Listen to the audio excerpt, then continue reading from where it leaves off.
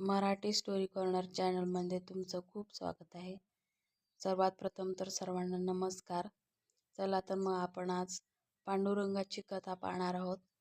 पुंडलिक आणि पांडुरंगाची कथा नेमकी काय होती ते बघूया. भक्ती परंपरेत पुंडलिक नावाचा एक अत्यंत आदरणीय संत आहे. पुंडलिक हा सर्वोच्च निःशर्त प्रेमाचे प्रतीक म्हणून ओळखला जातो. त्याचे हृदय इतके मोकळे होते की त्याचे प्रेम कोणालाही विसरले नाही. पुंडलिकाच्या भक्तीमुळे देवाला त्याचा शोध घ्यावा लागला. पुंडलिक हा अत्यंत आदरणीय संत. पुंडलिकाची भक्ती खूप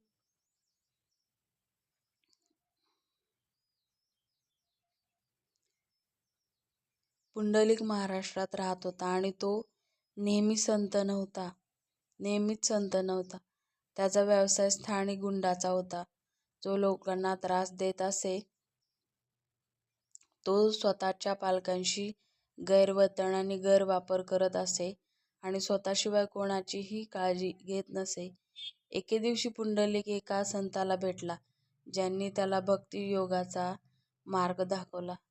पुंडलिकने आध्यात्मिक साधना सुरू केली, पण त्याचे वाईट मार्ग बदलू शकला नाही. तो अजूनही त्याच्या मनावर नियंत्रण ठेवू शकला नाही. गुरूंनी त्याला त्याच्या आई-वडिलांची सेवा करण्यास सांगितले आणि त्याला आश्वासन दिले की मनापासून पूर्ण निःशर्त प्रेमाने आणि समर्पणाने त्याच्या आई-वडिलांची सेवा केल्याने शाश्वत शांती मिळेल. पुंडलिकने संतांच्या आज्ञेचे पालन केले आणि त्याच्या आई-वडिलांच्या प्रत्येक गरजा पूर्ण करण्यास सुरुवात केली. तो त्यांची काळजी घेत असे आणि त्यांची काळजी घेत असे. त्याच्या आई-वडिलांच्या सेवेद्वारे पुंडलिकने भक्तीची कला शिकली आणि भगवान विठ्ठलाला त्याचा शोध घेण्यास भाग पाडले.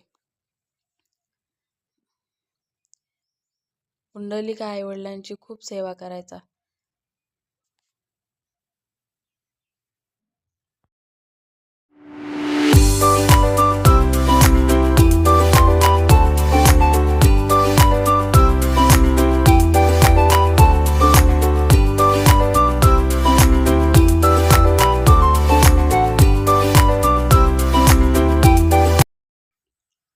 पुंडलिक हा एक समर्पित मुलगा होता, पण लग्नानंतर लगेचच तो त्याच्या पालकांशी वाईट वागू लागला. या दुःखातून सुटण्यासाठी पालकांनी काशीला तीर्थयात्रेला जाण्याचा निर्णय घेतला. पुंडलिकच्या पत्नीला हे कळताच तिनेही जाण्याचा निर्णय घेतला. ती आणि तिचा पती घोड्यावर बसून यात्रेकरूंच्या त्यांच्या गटात सामील झाले. मुलगा आणि त्याची पत्नी घोड्यावर स्वार होत असताना वृद्ध जोडपे चालत जात होते. दररोज संध्याकाळी जेव्हा पार्टी या रात्रीसाठी डेरा टाकत असे, तेव्हा मुलगा त्याच्या पालकांना घोडे तयार करण्यास आणि इतर कामे करण्यास भाग पाडत असे. गरीब पालकांनी तीर्थयात्रेला जाण्याचा निर्णय घेतल्याच्या दिवसाला शाप दिला.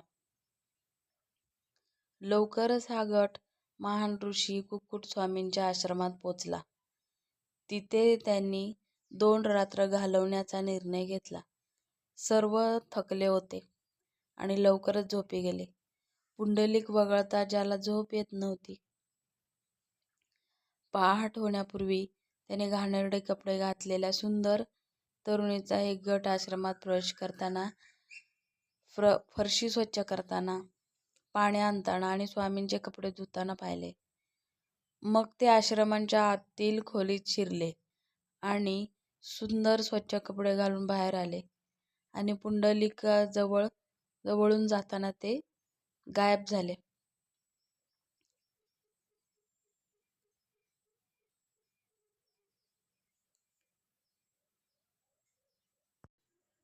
तर बघा, दुसऱ्या रात्री त्याला पुन्हा तेच दृश्य दिसले. पुंडलिकने त्यांच्या पाया पडून त्यांना विनंती केली की ते कोण आहेत ते सांगा. त्यांनी सांगितले की ते पवित्र गंगा, यमुना आणि भारतातील इतर पवित्र नद्या आहेत, ज्यात यात्रेकरू स्नान करून पापे धुतात. स्नान करणाऱ्या यात्रेकरूंच्या पापामुळे त्यांचे कपडे मलिन झाले.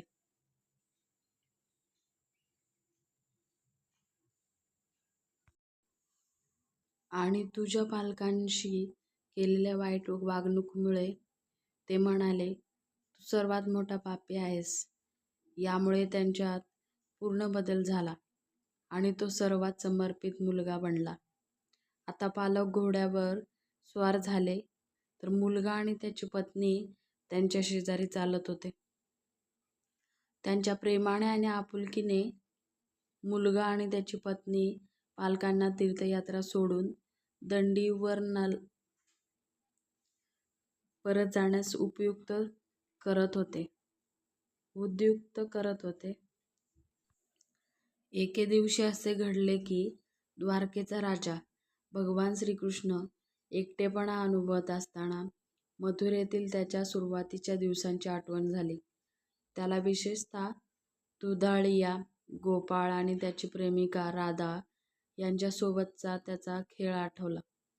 जरी ती मृत होती तरी तो तिला पुन्हा पाहण्याची आकांक्षा बाळगत होता.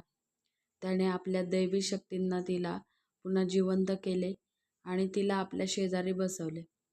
तेवढ्यात त्याची राणी रुक्मिणी खोलीत प्रवेश केली.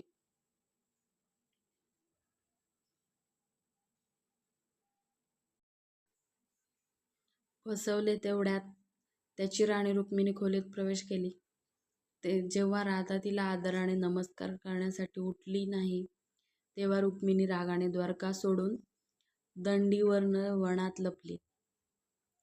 काही दिवसांनी भगवान श्रीकृष्ण रुक्मिणीच्या शोधात निघाले. ते प्रथम मथुरेला गेले, नंतर गोकुळला गेले. त्यांना दुधाळिया आणि गोपाळ भेटले. ते देखील शोधात सामील झाले. ते तिच्या शोधात गोवर्धन पर्वतावर गेले. शेवटी ते दख्खनमधील भीमा नदीच्या काठावर पोहोचले. कृष्णाने आपल्या साथीदारांना गोपाळपुरात सोडले आणि तो स्वतः तिच्या शोधात एकटाच दंडीवरनं जंगलात गेला. शेवटी त्याला ती सापडली आणि त्याने तिला शांत केले. कृष्ण आणि रुक्मिणी पुंडलिकाच्या आश्रमात आले, पण त्यावेळी पुंडलिक त्याच्या आईवडिलांची सेवा करण्यात व्यस्त होता. जरी त्याला माहीत होते की भगवान श्रीकृष्ण त्याला भेटायला आले आहेत, तरी त्याने त्याच्या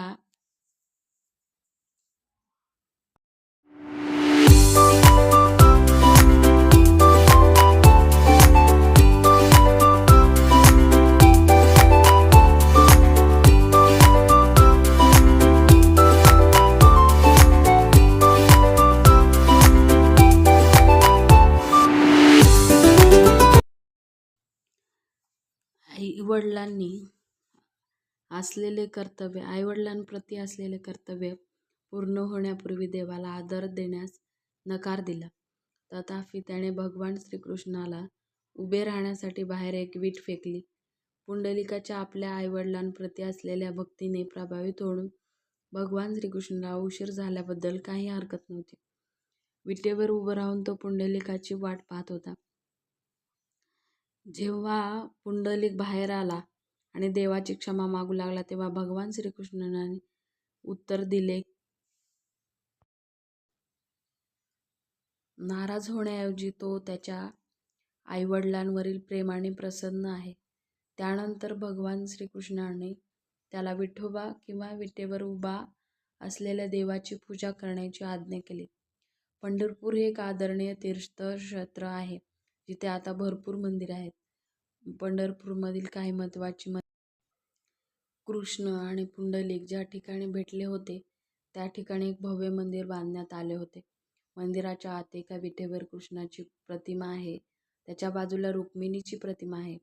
विस्तीर्ण क्षेत्र व्यापलेल्या या मंदिराला एकूण 6 दरवाजे आहेत. उंच भिंती आणि प्रचंड बुरुज हे या सुंदर मंदिराचे प्रमुख लक्षण आहेत. उंच व्यासपीठावर वसलेले हे मंदिर पूर्व-पश्चिमेस 350 फूट घरे आणि वायव्येस 170 फूट अंतरावर आहे.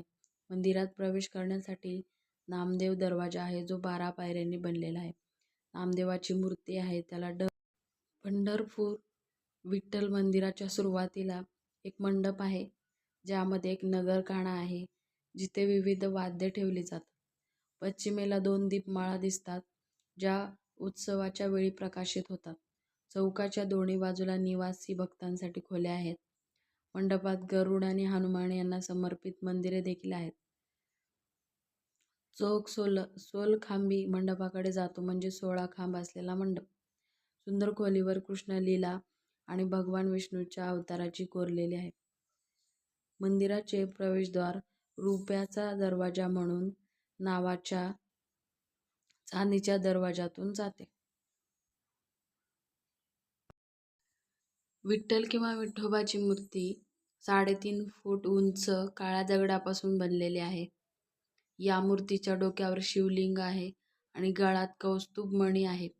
ही मूर्ती गर्भगृहात प्रभावळाच्या समोर चांदीच्या प्लेटच्या समोर ठेवली आहे. भगवान गणपती, गरुड, भगवान कृष्णाच्या पत्नी रुक्मिणी, सत्यभामा आणि राधा, काशी विश्वनाथ, भगवान राम, लक्ष्मण, कालभैरव, दत्तात्रेय आणि नरसोबा यांना समर्पित असलेली छोटी छोटी मंदिरे विठ्ठल रुक्मिणी मंदिर आणि पांडुरंग मंदिर परिसरामध्ये चंद्रभागा नदीच्या भव्य तीरावर सुंदरपणे स्थित असलेले हे मंदिर भगवान विठ्ठल यांना त्यांचे प्रमुख देवता म्हणून दर्शवते.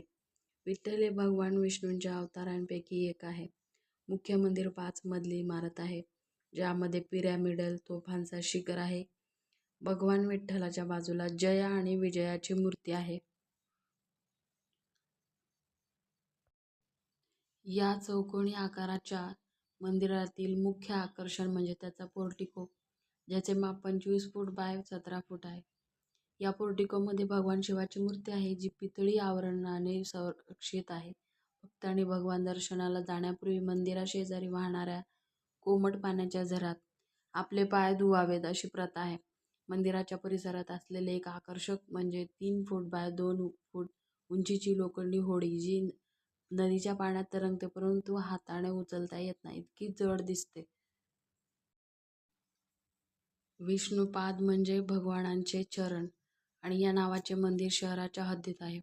चंद्रभागा नदीच्या भव्य परिसरात असलेले एक सुंदर मंदिर हे एक मनमोहक ठिकाण आहे जे पाहणाऱ्याला त्याच्या उत्कृष्ट आकर्षणाने आणि सौंदर्याने मोहित करते. हे मंदिर एका उताराने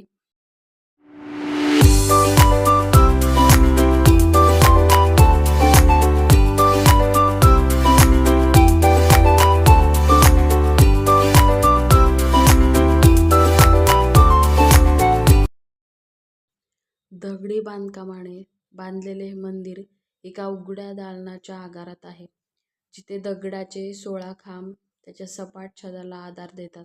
या खांबावरून भगवान श्रीकृष्ण आणि विष्णू यांच्या त्यांच्या विशिष्ट आसनामध्ये प्रतिमा आहेत.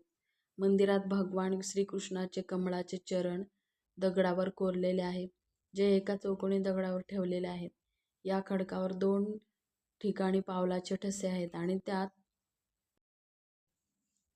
तसेच एका गायीचे पाऊल देखील दिसते. एका पावलाच्या ठशावर कृष्ण डाव्या पायावर उभा आहे आणि उजवा पाय त्याच्या बोटांवर ओलांडून विश्रांती घेत आहे असे दर्शवले आहे.